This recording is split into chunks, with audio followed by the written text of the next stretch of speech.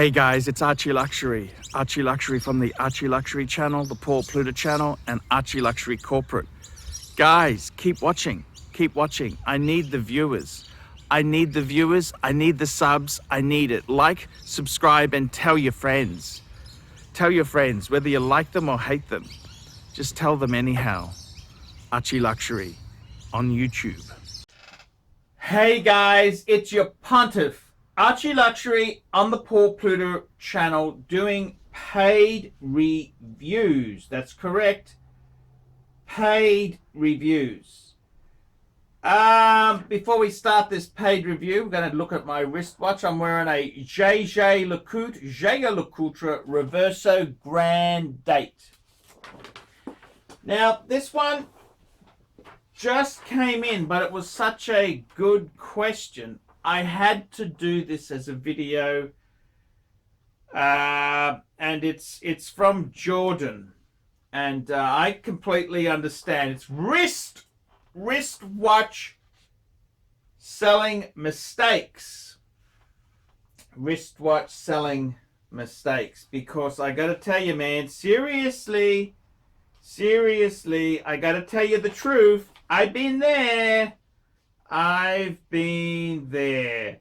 Wristwatch selling mistakes. Now, let me read this to you.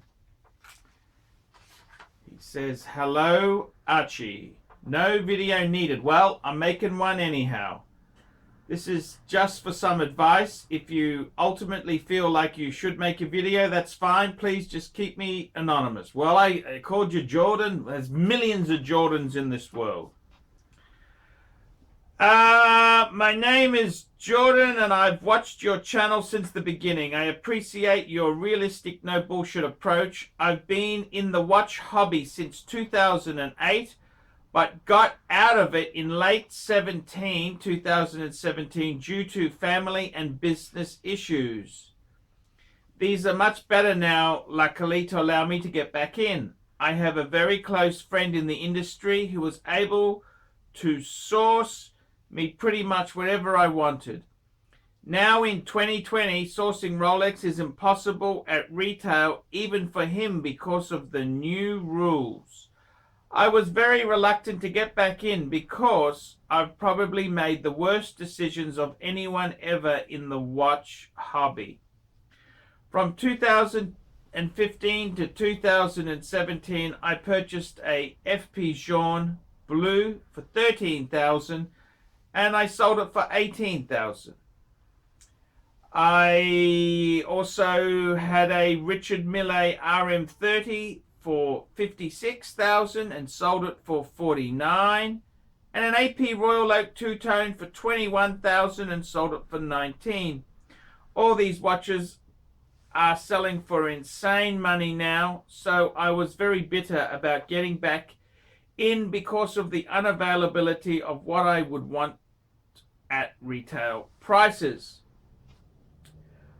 I am looking to get a new Rolex, but the choice isn't as easy as just purchasing what I like the best. This purchase is not only about getting a new watch, but it is about getting something that can make me feel better about all the poor choices I have made selling. If something is going for $10,000 over retail now, say a steel blue Sky Dweller, can we expect it to keep going up over time, or would that money be better spent on a solid sub or a Daytona? If I want to be practical, a two-tone Sky Dweller offers great value as it can be had around retail, though I only like the champagne dial. Is it at all possible a two-tone Rolex could increase? I know you should never make a watch purchase based on investments, and I never have in the past. This is more about recouping some of my dignity.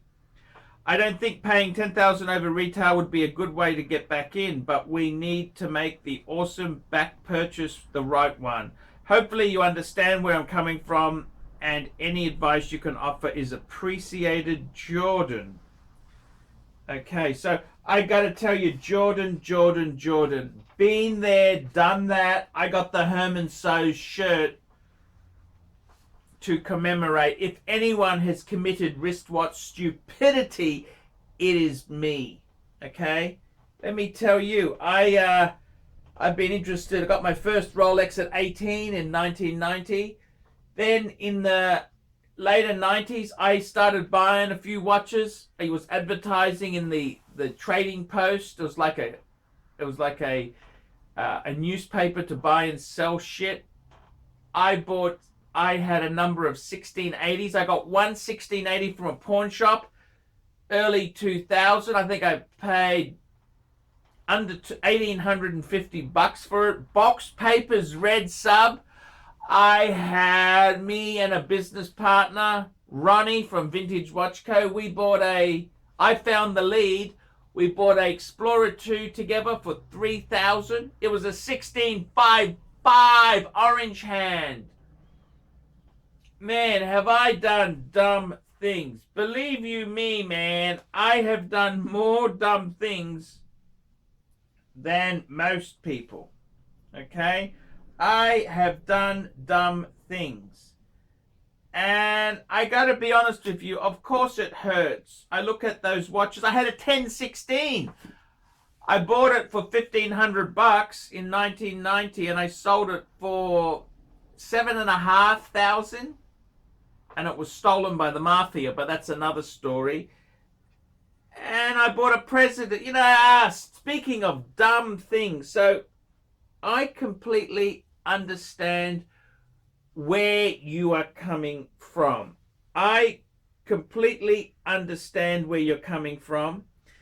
I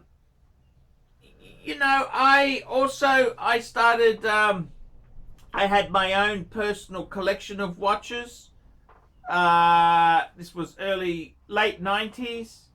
I had an 18238. I had a steel sub 16610, 16570. I had a Datejust, and I also had a second sub, a 16800 as a beater. And I bought Tudors for $200. Tudor subs for $200. Now, I gotta tell you, okay, you can't look at it and beat yourself up, okay? I was buying and selling. I was doing a bit of I was learning the hobby, okay? How did any of us know that this would happen? Okay, how does any of us know this stuff? We don't. We can only make decisions, the best decision at the time. And I gotta be honest with you. You haven't told me much about your personal circumstance, but you say that you got out of it in late 2017 due to family and business issues. Now, let's just back the truck up. So you had some money problems, okay? So, I mean, if you sold the chronometer to Blue for 18 and you sold your Richard Lange, if that money stopped you from going bankrupt, if that money saved your marriage, it's worth... I know the watches are so much more valuable now, but it was worth to sell it at the cheaper price. Okay? If you sold it and went to Vegas, that's a different kettle of fish. But if you sold it and it stopped you going bankrupt or saved your marriage, well, it's worth every penny. You can only make decisions at the time. Okay, we don't actively make the wrong choices. We make the best decision at that point in time. I have the same problem. Okay, I find it now very hard to buy vintage Rolex. I could never own vintage Rolex because I owned so many 1016, 1680 red, 5513, last of the 5513s, Orange Hand, Sea Dweller, Plastic Sea Dweller, 1655, 1665. Those 5 watches there, not to mention I even owned a share of a prototype Sea Dweller, which is another story. Yes, yes, indeed. These things,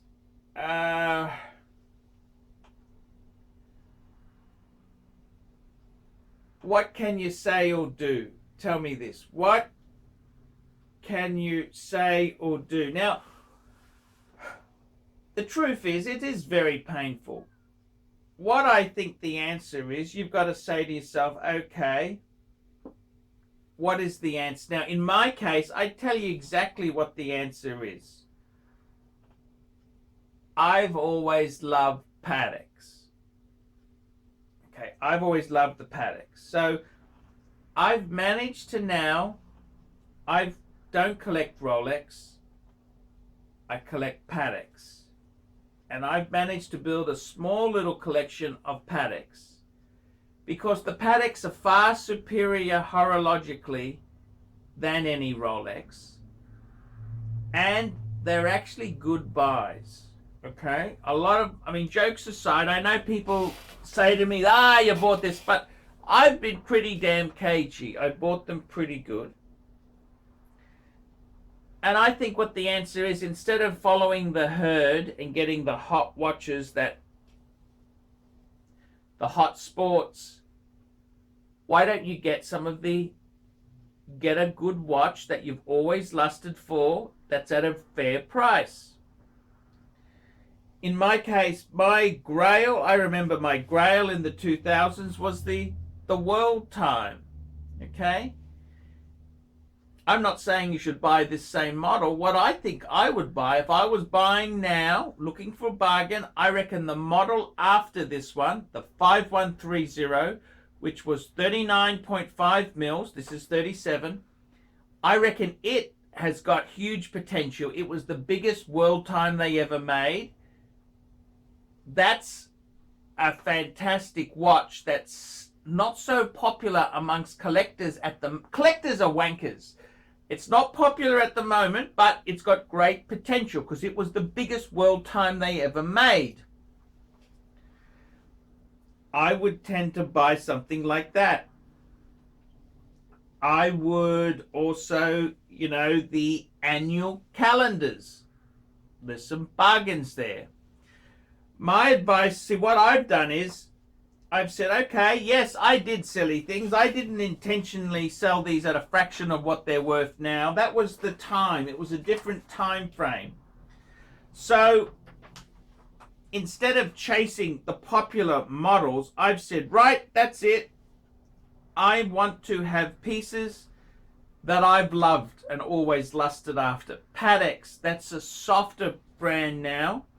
Now, I got to tell you, some really good bargains now I would be looking at. If you've got a contact, pre-owned Patek Precious Metals, Lange Precious Metals. There are some fantastic Vacherons Precious Metals that are bargains. Even Vacheron Sports are a bargain. So I would buy something like that. Now, the thing is this, you needed the money before. You can't look over spilled milk and say this and that. If it helped you at the time, that's what's important. Would I buy Rolex? My advice to you, now you haven't given me bigger perimeters and said I want to put so much into watches, but I got to tell you the truth there. I've been collecting now. I've loved watches since I've loved them even before that. I got my first Rolex in 1990, but I've loved it since I was a teenager. Even before, when I was a kid in school, I loved watches. Primary school, always loved watches. My advice is get 3 cool watches. And this is it. This is really the key to it.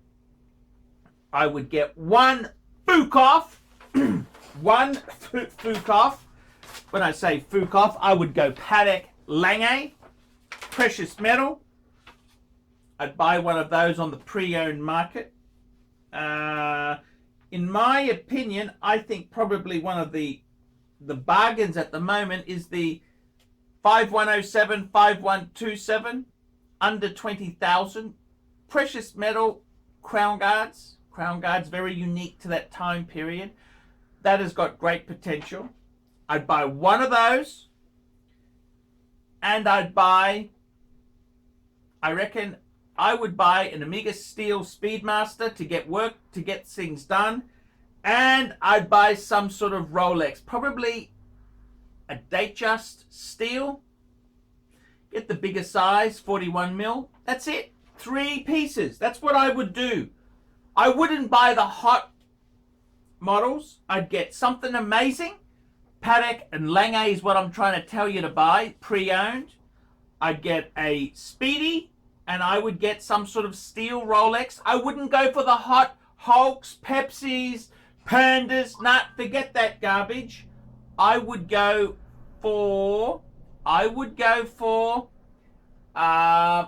seriously go for Datejust, Milgauss, something steel, sports, even Explorer 1, something that doesn't have to be the popular one, just a cool thing.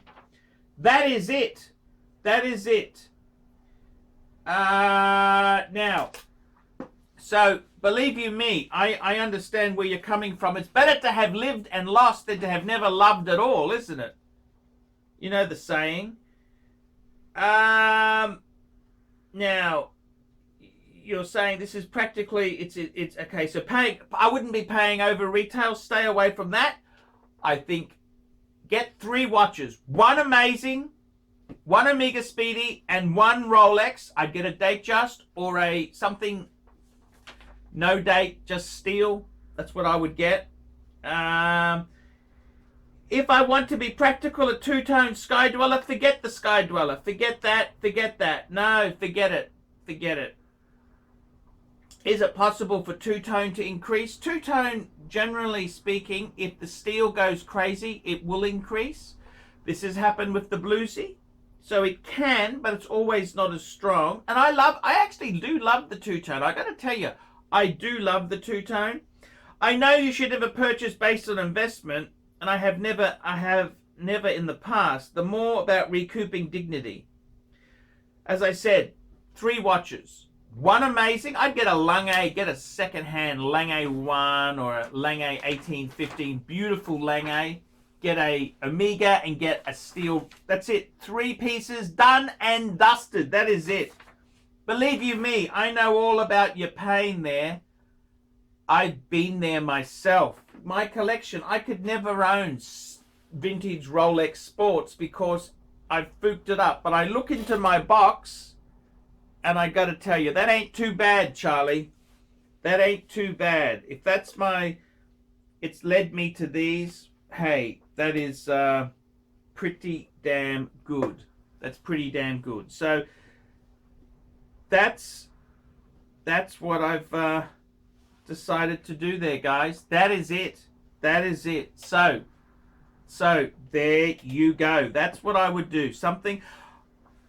In hindsight, do I love these? Of course I do. I love the Pateks. They're a bargain. They're a bit soft. They're good buys. I love them. The meaning of life is my luxury goods, my watches. I love them to death. So don't be angry. This is how life is. Life can be very unfair. Believe you me, I know all about it. I've done some stupid things and I'm supposed to be the pontiff. Guys, tell me what you think. Like, subscribe, tell your friends. Don't be afraid to put some negative comments.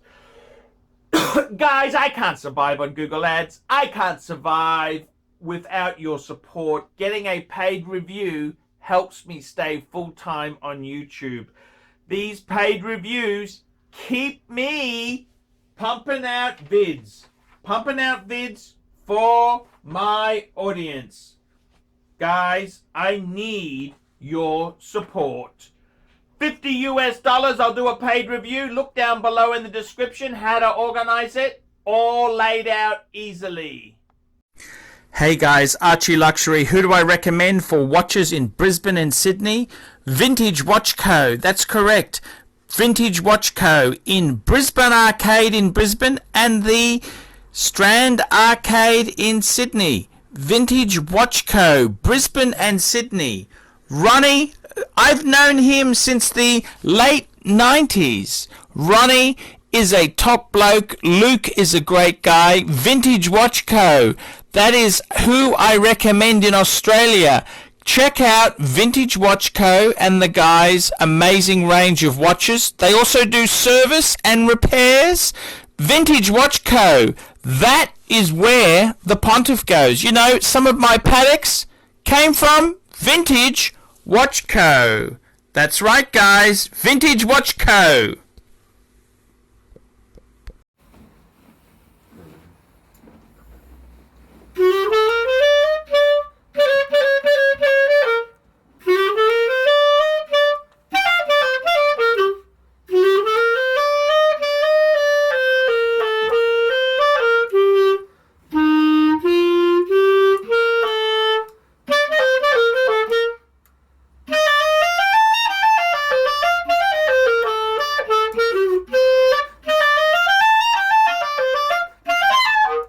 Shit, need to restart that. You just keep going, they're like mistakes. No, just restart it, please. Hi guys, Archie Luxury. And who do I recommend in America? In America, who do I recommend for quality pre-owned wristwatches? David SW, David SW, David SW. Go to davidsw.com. He is the best, the greatest pre-owned dealer in all of the United States of America. David SW, David SW, David SW.